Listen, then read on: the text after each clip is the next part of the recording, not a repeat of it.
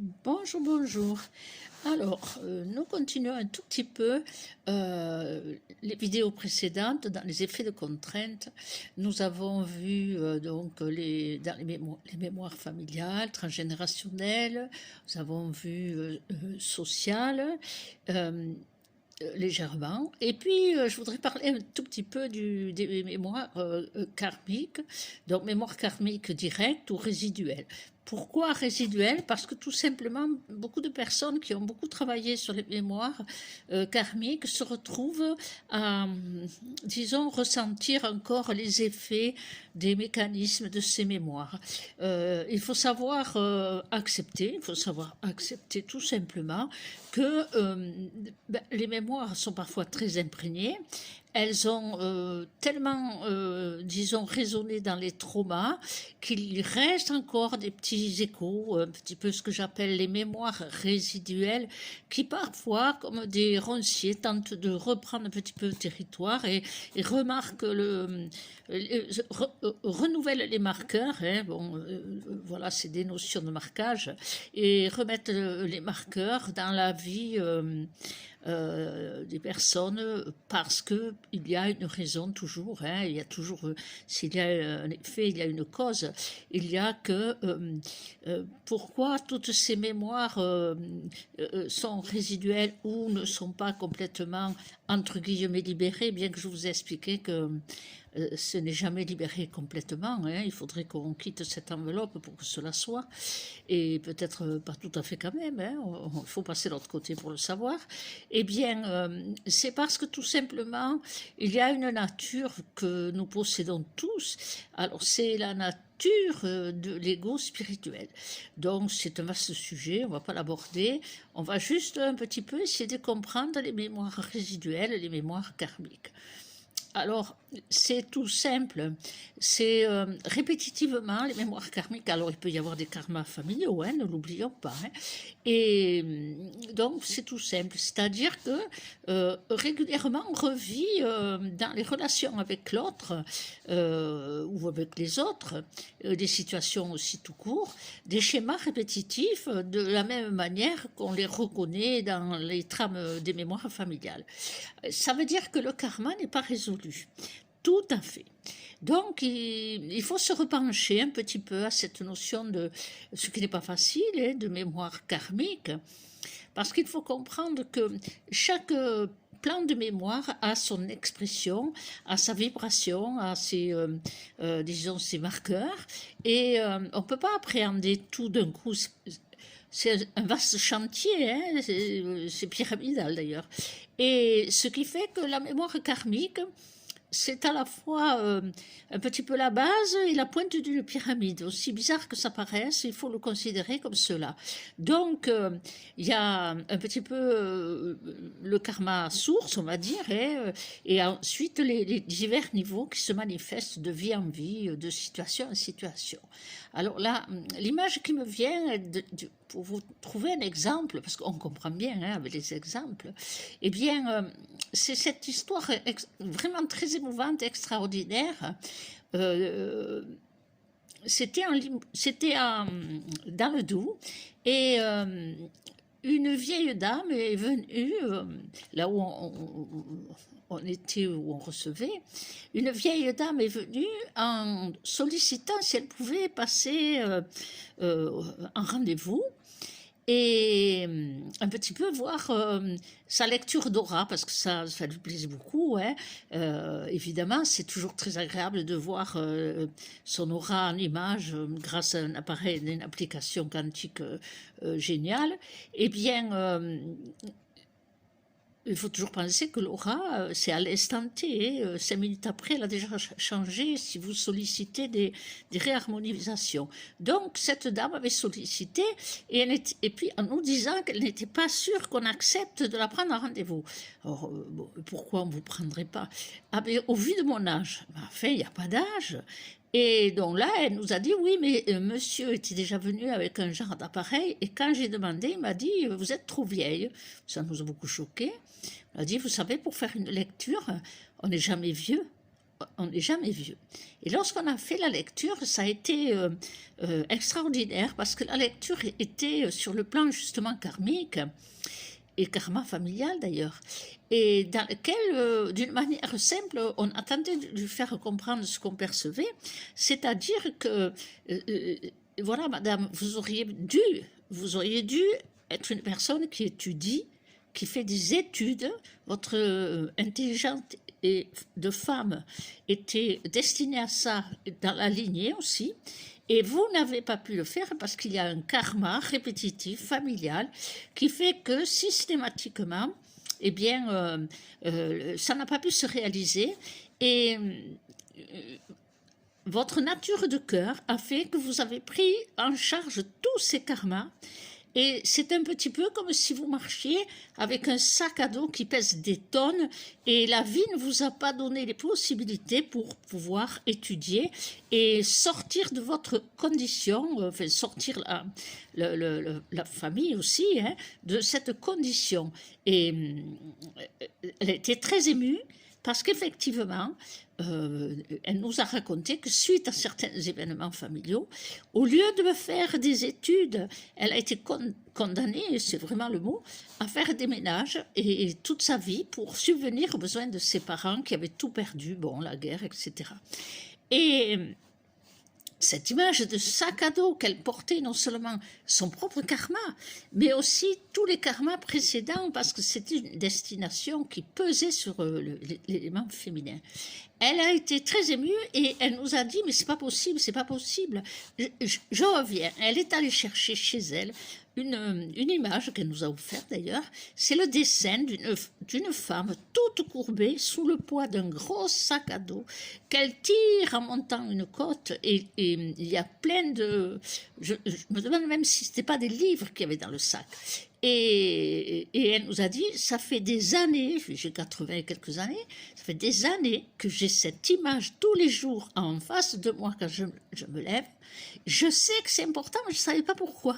Donc elle a eu sa réponse. À partir du moment où vous avez une réponse qui vous impacte émotionnellement, vibratoirement, ou là, vraiment dans le détail, eh bien, il faut commencer à faire un travail dessus. C'est pas parce qu'on l'a que c'est résolu immédiatement. Pourquoi? Parce que c'est facile à comprendre, c'est comme un gros roncier et les racines ne sont pas coupées, donc on coupe, il faut s'atteler à éradiquer tous les bourgeons, toutes les racines. Donc c'est des petits travaux qu'il faut faire.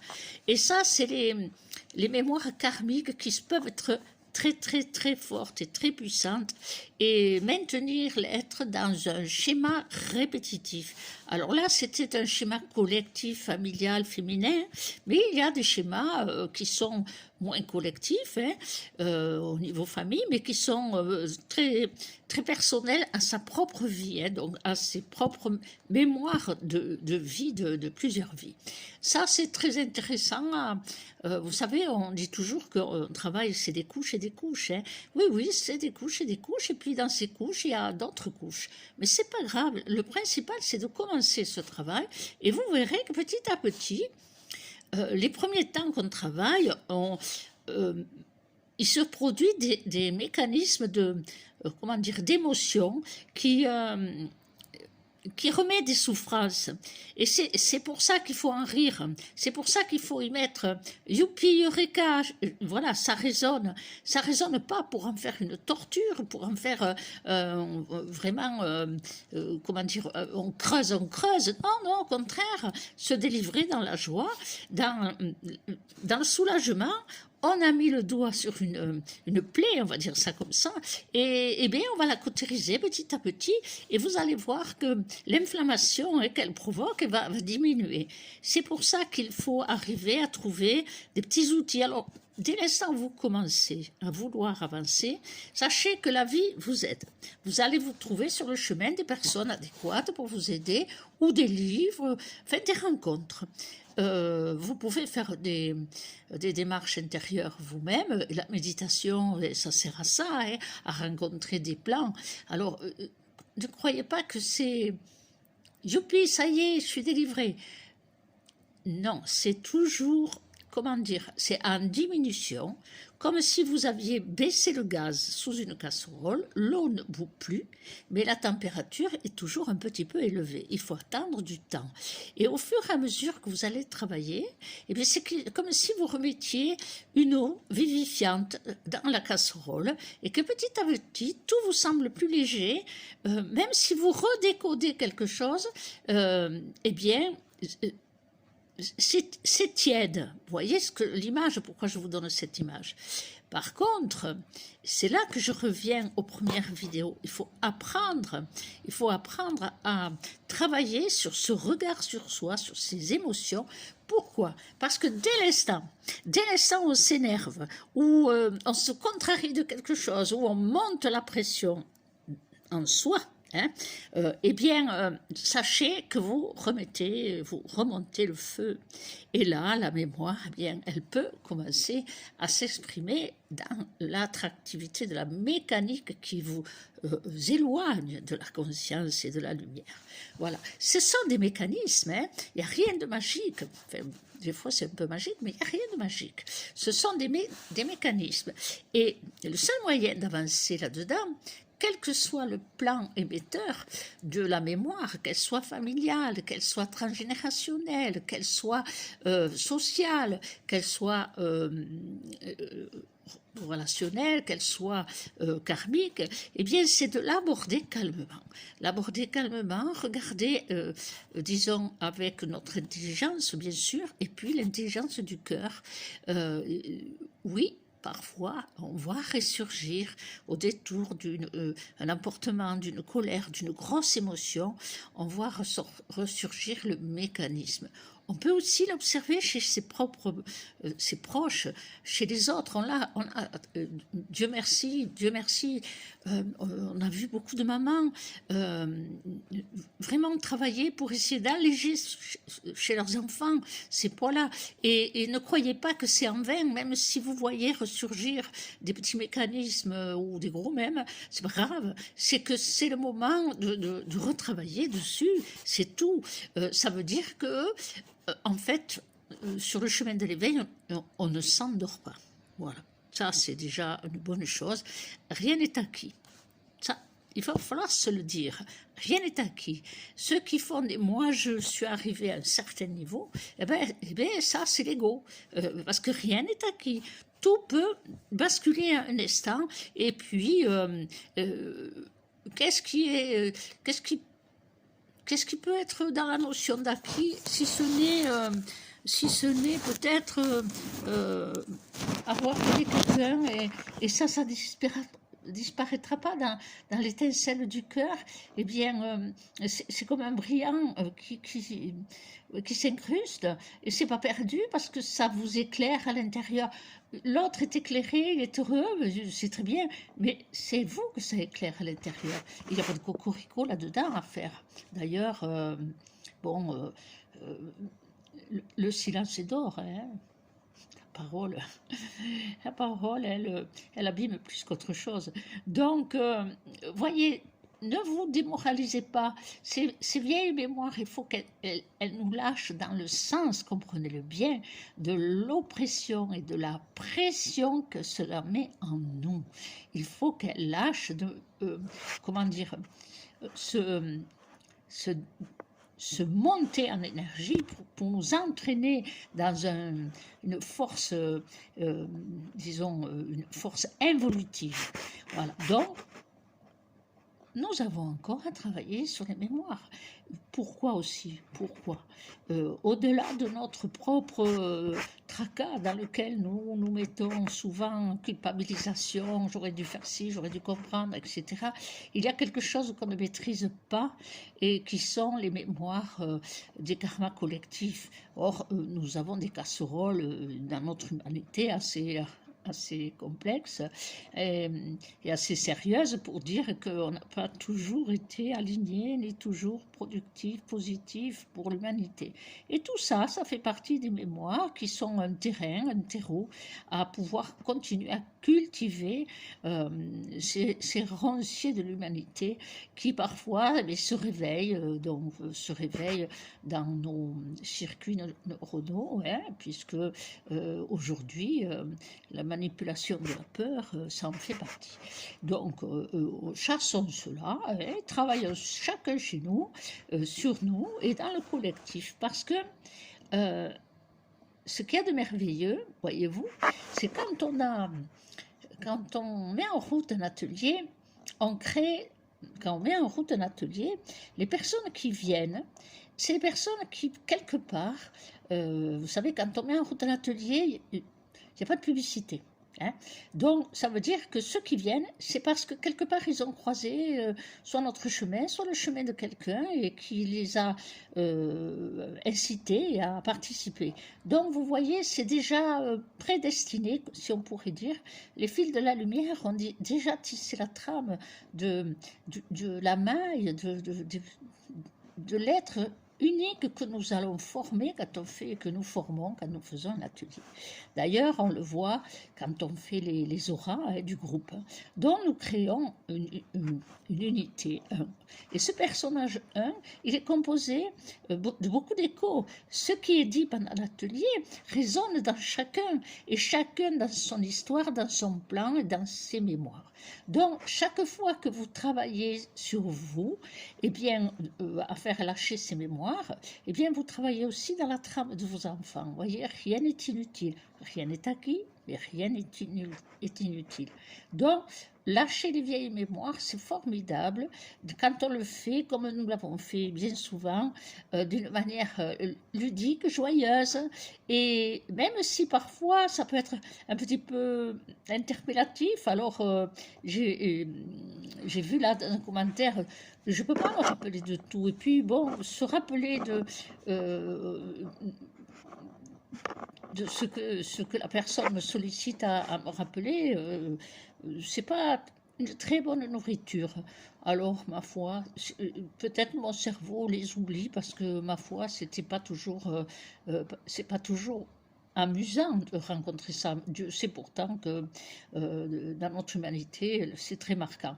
Par contre, je me souviens, parce que j'avais trouvé ça très émouvant, un atelier de lâcher les vieilles mémoires pour qu'elle nous lâche. Eh bien, en faisant la structure, il y a une jeune femme qui n'y arrivait pas. Elle n'y arrivait pas.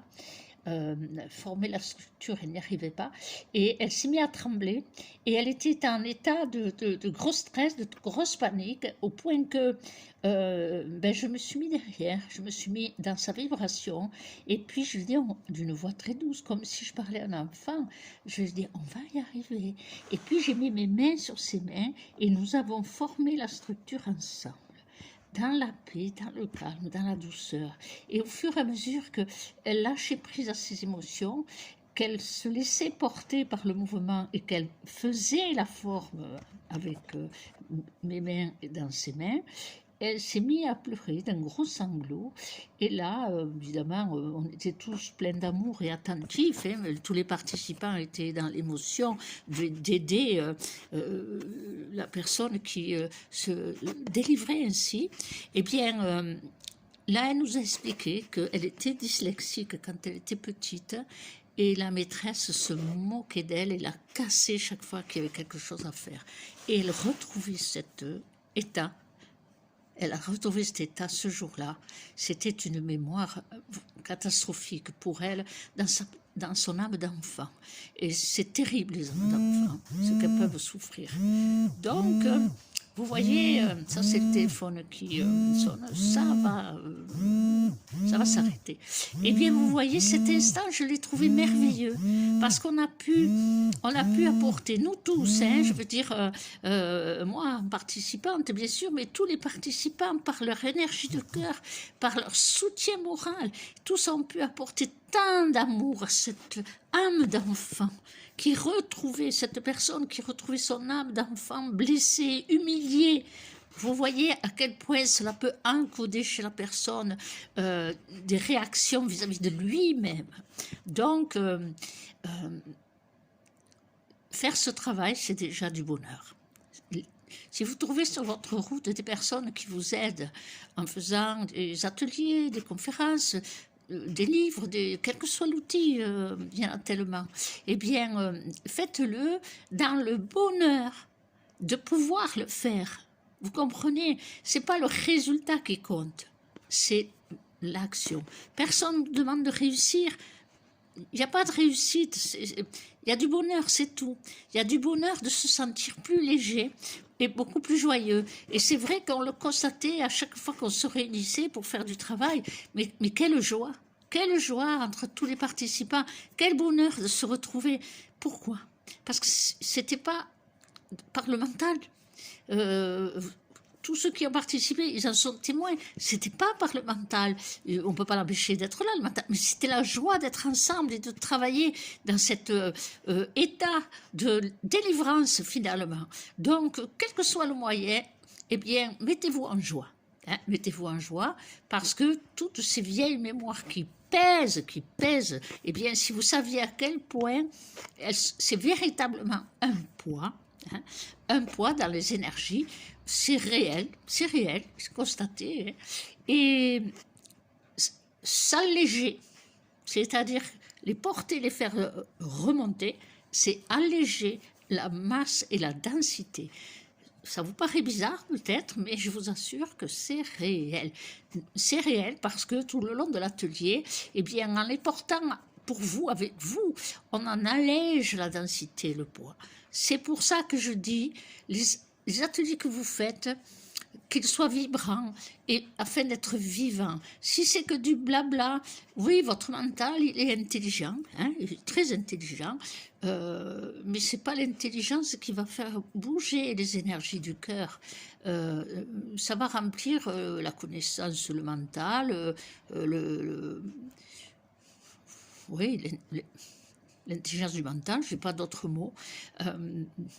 D'ailleurs, je me souviens un atelier où il y avait une dame qui avait fait, qui a beaucoup d'intelligence, mais c'est resté au niveau de l'intelligence. Et elle nous a fait des grands discours, et un monsieur aussi, je me souviens. Ah, il y en avait du discours.